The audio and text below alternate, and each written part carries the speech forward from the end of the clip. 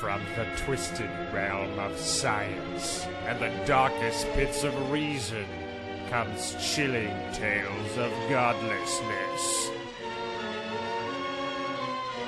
Bear witness to the unfathomable terror that is the Good Atheist. Hello and welcome to the GoodAtheist.net podcast. I'm Jacob Forte, and today's a very, very special episode. As you'll notice, I'm actually all alone. There's no Ryan this show. No, I haven't killed him. Maybe not yet. But I'm actually doing the show alone. It's fairly late at night. I was just about to go to bed, and I read an email, and I thought that it would be good if I actually responded to the email as a radio show, as a private radio show, because I also wanted to make an announcement after I was done. So, okay, let's start off with the person who wrote me the letter. That's Allison. And Allison wrote in because she loves the show. So that's pretty good. Nothing wrong with that. And she decided that she wanted to share some of the reasons why she liked it. So she wrote me a lengthy email. Well, lengthy, maybe not too lengthy, but still a long email about what her life was all about and what she believed, and she wanted to try to have a discussion with me. And when I read that, I guess I figured out that one of the things that I've realized in the short time that I've been doing the Good Atheist is just how eager people are to try to connect with one another. It amazes me, the fact that we get people who actually listen to the show. I mean, think about it. I just put something out there, and then a couple thousand people seem to tune in all the time, which is just, I don't know, it boggles my freaking mind as to why people do it, and yet they do. And I think the reason that we do that is just the same reason why our society is the way that it is, why we get together, why we form groups, why we form governments, why we have religious groups. We do it because we want to connect with other people.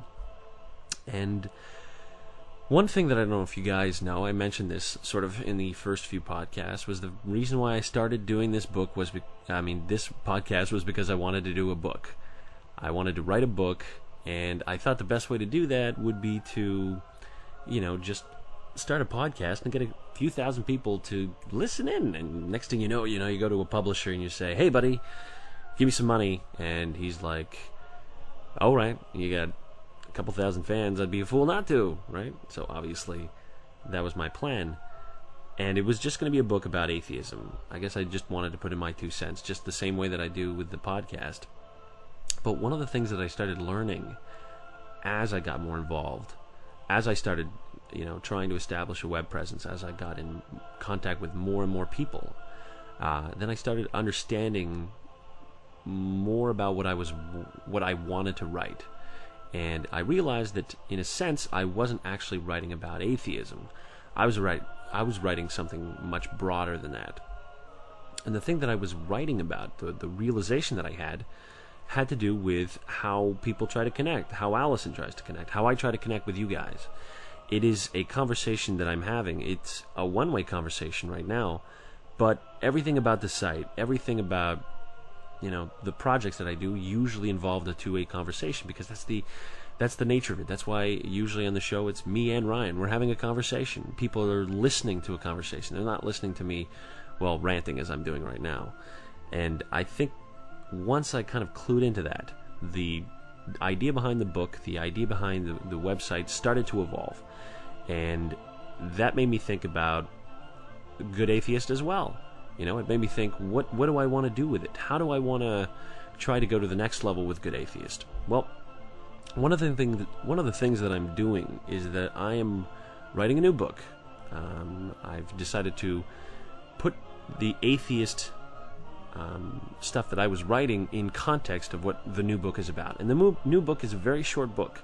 It's hopefully going to be done in a few months, and it's on a very, very simple principle.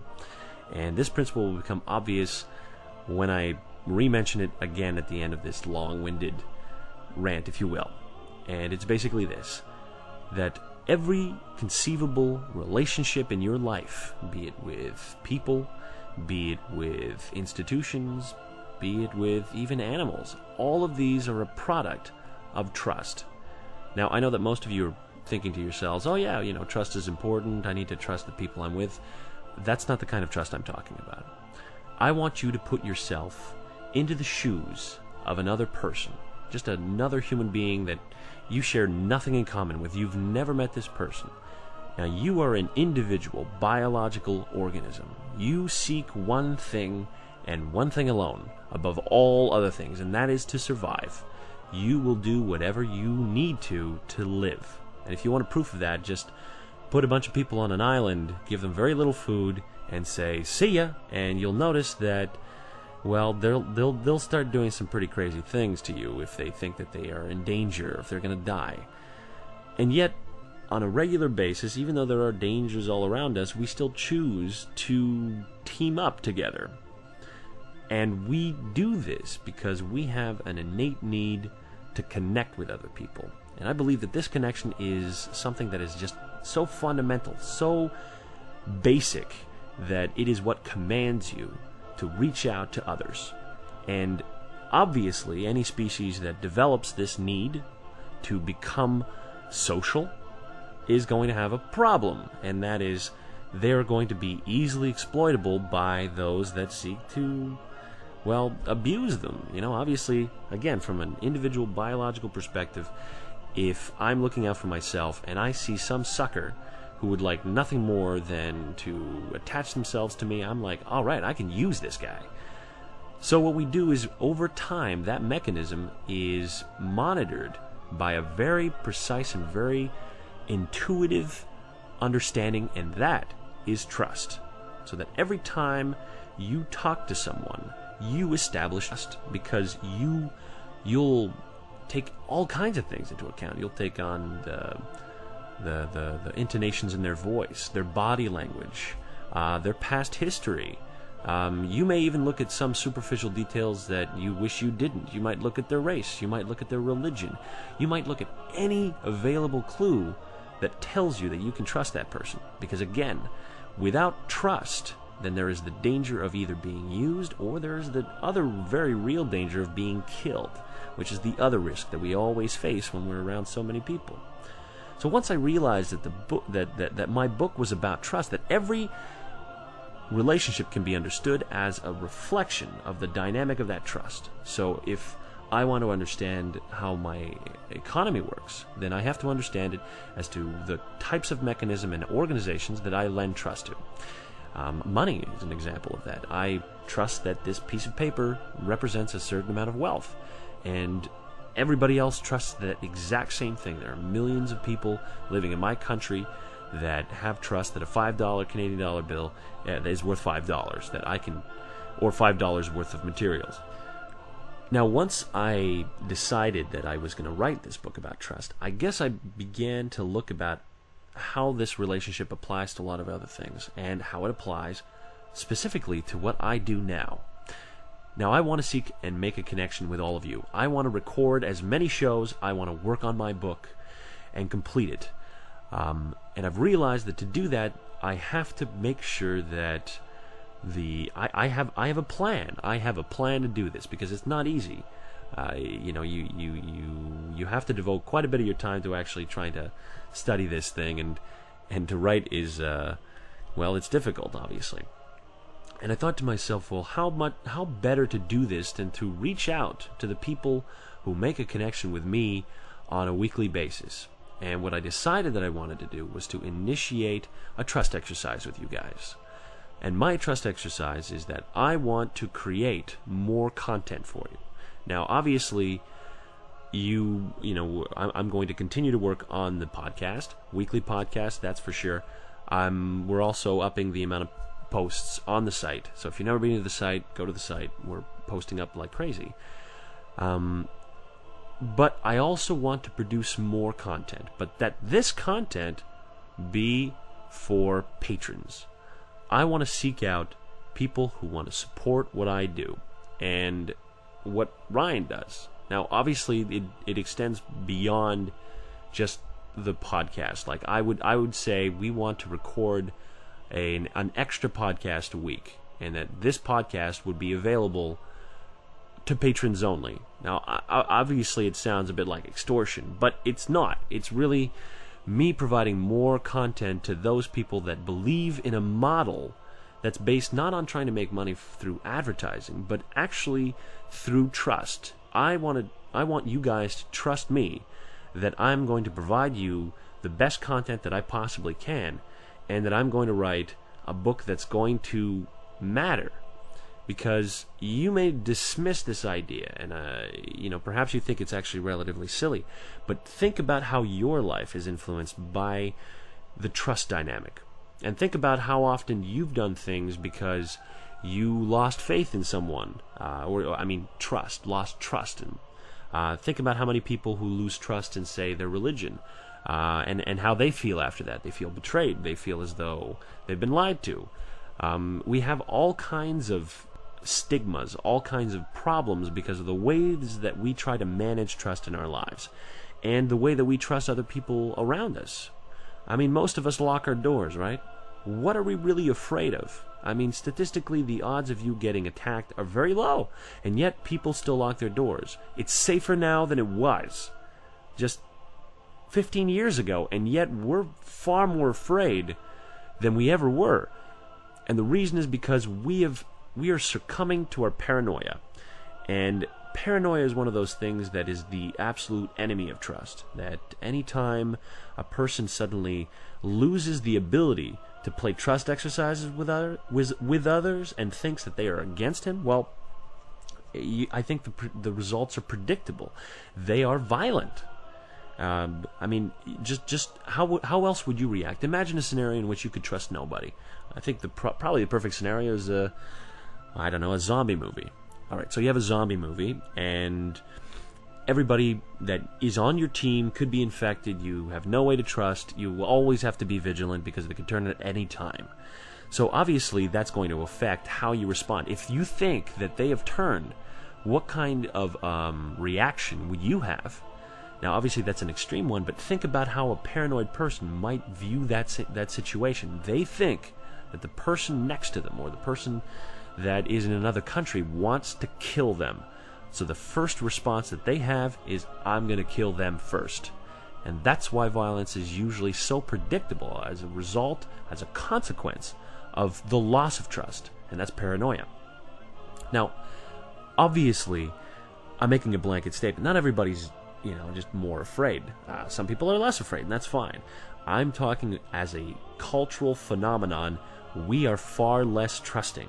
And some of us have reason to be. I mean, look at our economy. Our economy collapsed because the agencies and the organizations that were there were not worthy of our trust. And we were not vigilant to that because we didn't fully understand that it was so contingent on that one thing. That even beyond all the rules that you had heard before, we needed to make sure that we had these caps, or we needed to make sure that fractional lending was controlled, blah, blah, blah.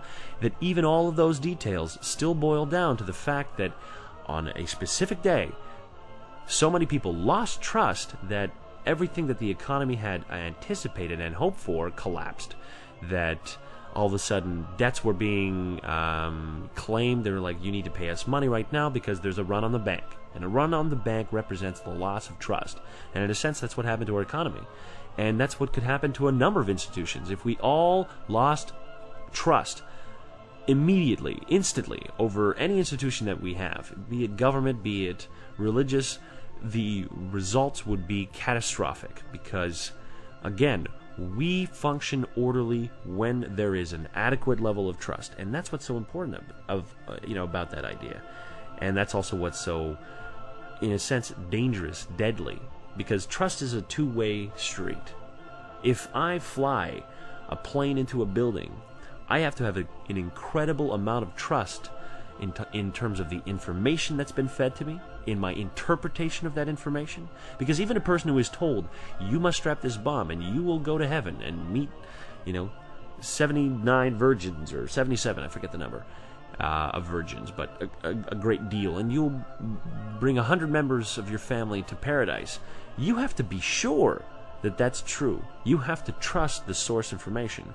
And as simple and as easy as you think that is, you would be surprised how far and how hard it is, how far you have to go, how hard it is to convince someone to trust you to that degree.